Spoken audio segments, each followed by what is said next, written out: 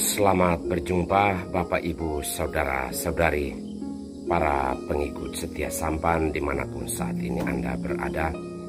Kembali saya Pater Domi Kevi SVD menyapa Anda melalui renungan harian. Semoga kita semua selalu dilindungi dan diberkati Tuhan. Teguran itu menyelamatkan. Bapak, Ibu, Saudara, dan Saudariku, teguran adalah suatu hal yang menurut saya berat untuk kita lakukan di dalam hidup.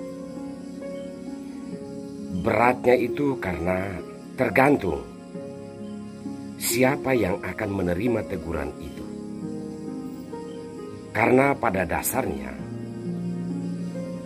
kita manusia lebih cenderung untuk melihat teguran itu sebagai penghakiman atau memandang teguran itu sebagai hukuman, kritikan yang destruktif atau yang merusak. Padahal sebenarnya teguran itu adalah suatu hal yang baik. Tergantung motivasi apa yang mendorong kita untuk menegur sebuah realitas atau manusia untuk sebuah kesalahan. Hari ini sabda Tuhan dengan jelas menegaskan bahwa teguran itu menyelamatkan. Yang pertama adalah menyelamatkan orang yang ditegur. Dan yang kedua, menyelamatkan kita yang menegur. Dalam bacaan pertama, dalam nubuat Yehezkiel, Allah menegaskan bahwa jika ada peringatan keras bagi orang yang melakukan kesalahan dan itu tidak disampaikan oleh sang nabi atau utusan atau dalam konteks ini Yehezkiel, maka orang yang melakukan kesalahan akan mati dalam dosanya, dalam kesalahannya, dan juga sang nabi pun akan mendapat hukuman karena tidak menyampaikan teguran kepada orang yang melakukan kesalahan. Tetapi jika sang nabi menyampaikan teguran itu, lalu orang yang melakukan kesalahan itu mengabaikannya, orang itu akan tetap mati dalam kesalahannya, sedangkan sang nabi telah menyelamatkan nyawanya sendiri. Dalam bacaan Injil, Yesus mengingatkan kita untuk menegur secara empat mata orang-orang atau sesama kita yang melakukan kesalahan. Jika ia tidak mendengarkan teguran itu, kita perlu membawa satu atau dua orang saksi. Dan jika dia tidak mendengarkan saksi-saksi itu juga, bawalah dia ke tengah-tengah jemaat, mungkin untuk memberikan nasihat. Tetapi jika ia tidak mau mendengarkan jemaat, anggaplah ia itu adalah orang yang tidak pantas untuk diselamatkan.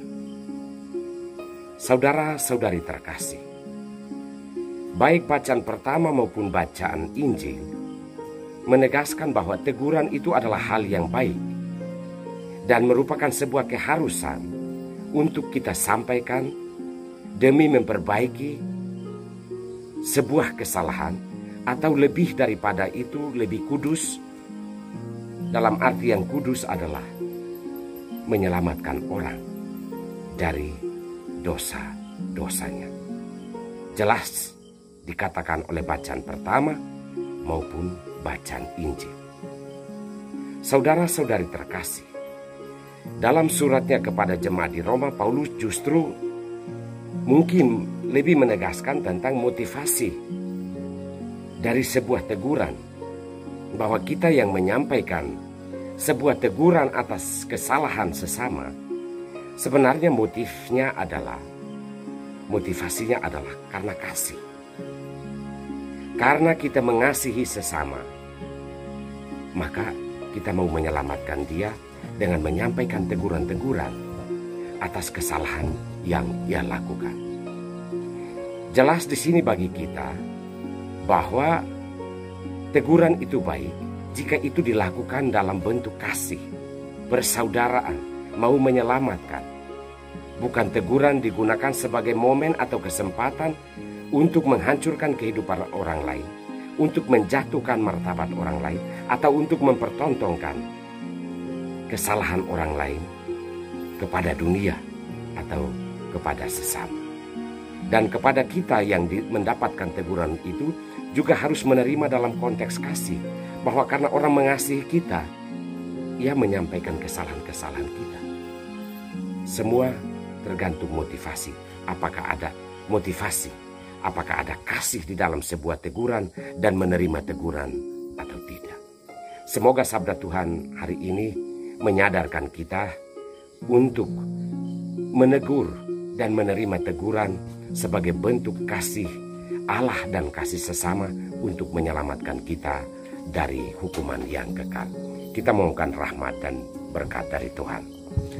Allah Bapa yang Maha Kuasa, kami bersyukur dan berterima kasih untuk firman-Mu hari ini. Semoga firman-Mu hari ini menyelamatkan kami dari segala dosa dan kesalahan kami. Turunkan berkat-Mu untuk kami semua, terutama mereka yang sakit dan mereka yang sedang memikul beban hidup yang berat. Demi nama Bapa dan Putra dan Roh Kudus. Amin.